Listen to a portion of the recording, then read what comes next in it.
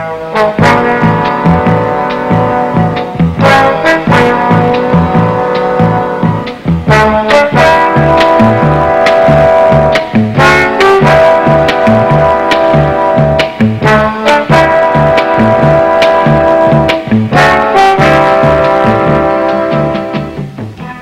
purpose of this film is to show you how to conduct sanitary surveillance and inspection of food storage areas aboard ship. You will learn how to evaluate the condition of food at pierside and in storage, and how to evaluate conditions in freezers, refrigerators, chill boxes, and dry storage areas. One of your basic concerns is to make certain that no infested or spoiled food is allowed to come on board.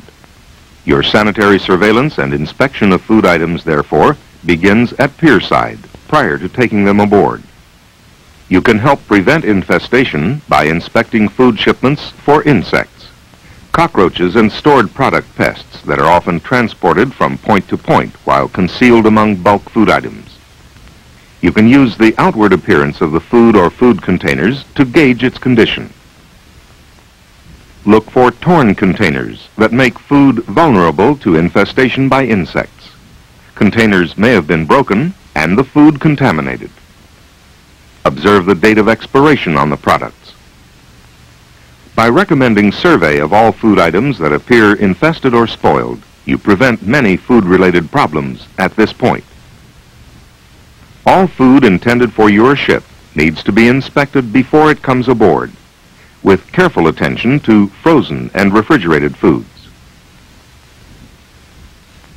It is essential to confirm that frozen foods have in actuality remained frozen. They must be moved aboard quickly to ensure they stay in a frozen state. Temperatures of milk and other dairy products also need to be checked upon delivery. Temperature must be 45 degrees Fahrenheit or below. The use of block or crushed ice on top of milk cartons is prohibited. After food is delivered on board, the need for sanitary surveillance and inspection continues, both on a formal and informal basis. Monitoring of food storage conditions provides the best assurance that discrepancies and unacceptable storage practices can be detected and corrected before they can lead to health problems. It's a good idea to check gaskets and seals around freezer and refrigerator doors regularly to confirm that they are in good physical condition and will help maintain internal temperatures at required levels. It is also essential to check the operation of safety releases associated with door mechanisms. This provides assurance that personnel inadvertently locked inside such spaces can get out safely.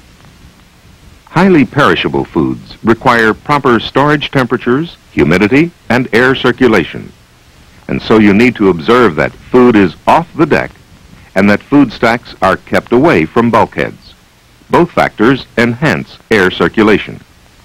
There must also be adequate clearance between food stacks and chilling coils. And frost accumulation must not exceed 3/16 of an inch. For the same reason, 2 feet of clearance must be maintained between tops of stacks and air duct openings. Generally speaking, if temperature is uniform in all areas, air circulation is adequate. You should also be looking at the condition of frozen foods and their containers.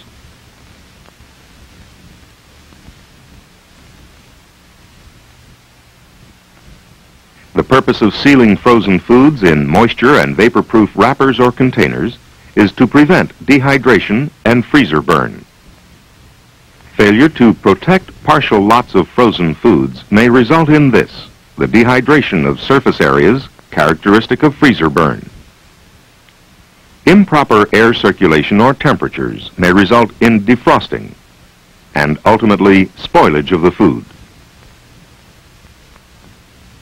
Part of your concern during sanitary surveillance is to make sure that foods spoiled by inadequate storage and handling are immediately segregated and disposed of to prevent the spoilage of remaining food supplies. The same principles apply generally throughout other refrigerated spaces. you need to check door gaskets and seals.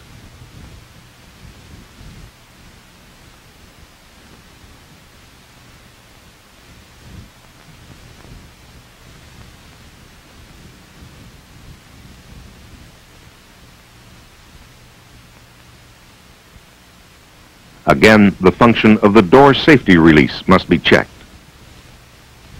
In the well-maintained chill box, the environment will be cool, dry, well ventilated, and the area will be free from food spillage and debris. There will be adequate clearance between food supplies and deck, bulkhead, air ducts, and chilling coils. The coils coated by no more than 3/16 of an inch of frost. In dairy product boxes, temperatures are required to be between 32 and 34 degrees Fahrenheit. Foods that readily absorb foreign odors, such as eggs and butter, should not be stored with fruits and vegetables. Leftovers or partially prepared foods brought to the refrigerator for rapid chilling must be covered with acceptable materials and properly labeled. Monitor the storage and use of leftovers to ensure that they are used within required time limits or discarded. Inspect lighting units to verify that safety guards are intact. Chill boxes used for holding fruits and vegetables must meet the same requirements for protection, except that the temperature range may extend from 32 to 35 degrees Fahrenheit.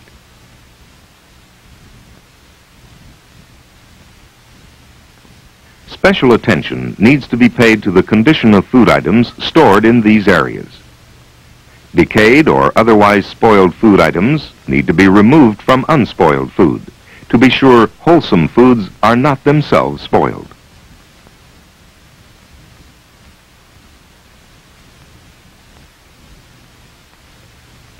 There are other requirements in the food storage area which must be checked during the course of your inspection.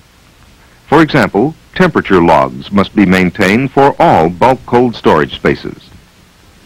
Accurate entries must be made at least twice daily. And you are to be notified, along with the food service officer, if there is any prolonged deviation from recommended storage temperatures. Semi-perishable foods are usually stored in non-refrigerated spaces, but spoilage can occur if items are mishandled, stored improperly, or if they're stored too long. Cleanliness is essential. The prompt removal of spillage aids in the control of insect infestations. Surveys should be conducted to identify such infestations. Every 6 months or before major deployments, storerooms should be cleaned and then can be treated with the appropriate insecticide. Storage areas for semi-perishable foods should be dry, cool, and well ventilated. Food must not be stored close to steam pipes or other sources of heat that would reduce shelf life. You need to be alert for piping systems that could cause food contamination if they were to leak, as in this case.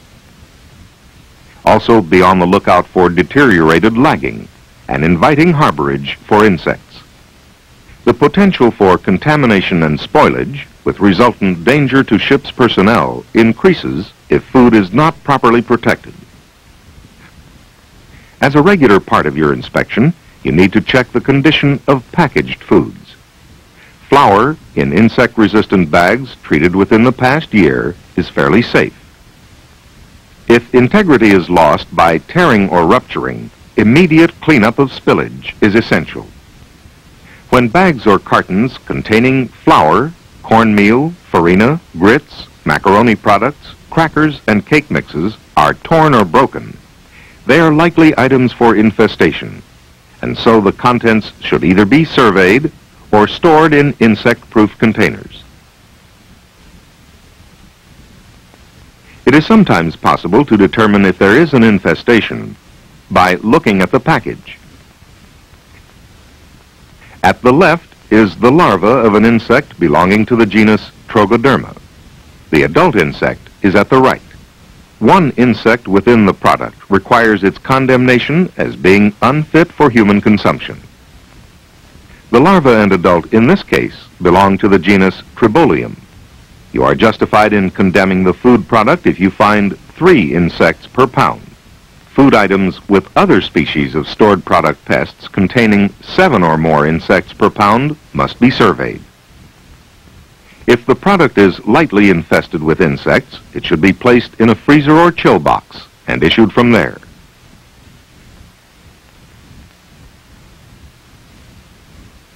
The integrity of metal cans used as food containers is usually sound, but your inspection needs to check the possibility that cans are damaged, perforated, or rusted through, exposing the food to spoilage and contamination.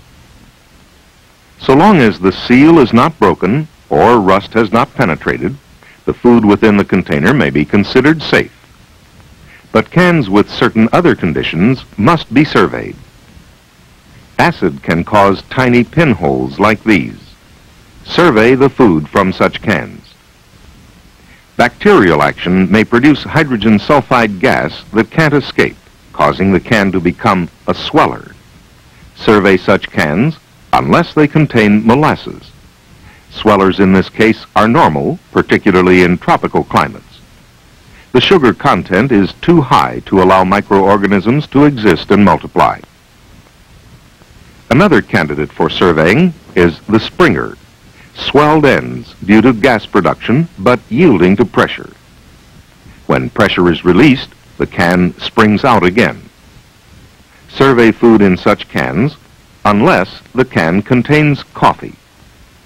Do not reject ground and roasted coffee in cans that have Springer characteristics unless there are other good reasons for doing so. Swelling in coffee cans is an indication of a properly sealed container in which the gas naturally produced has replaced the vacuum originally created in the can. Somewhat more deceptive and harder to detect is the flipper, a can in which the ends are flat until it is slammed sharply against a flat surface. The opposite end then becomes convex, indicating loss of vacuum in the can due either to gas formation by bacteria or chemical action on the metal. Regardless of the cause, do not allow the contents to be used. In the well-managed storage operation, the principle of first in, first out is used to minimize the amount of outdated food items. Specific standards exist for evaluating overaged foods.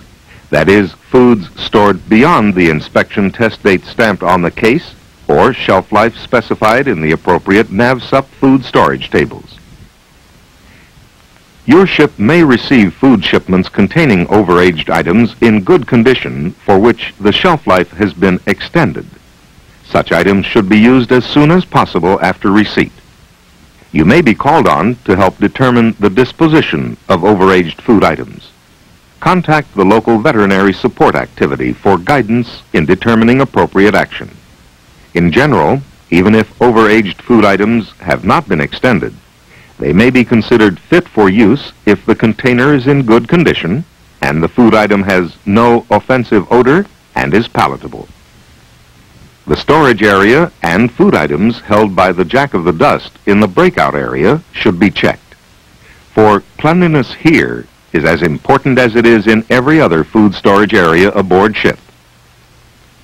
From the time you first inspect food at pierside until it is broken out for preparation, diligent attention to the requirements of sanitary storage can pay off in reduced incidents of food spoilage and infestation.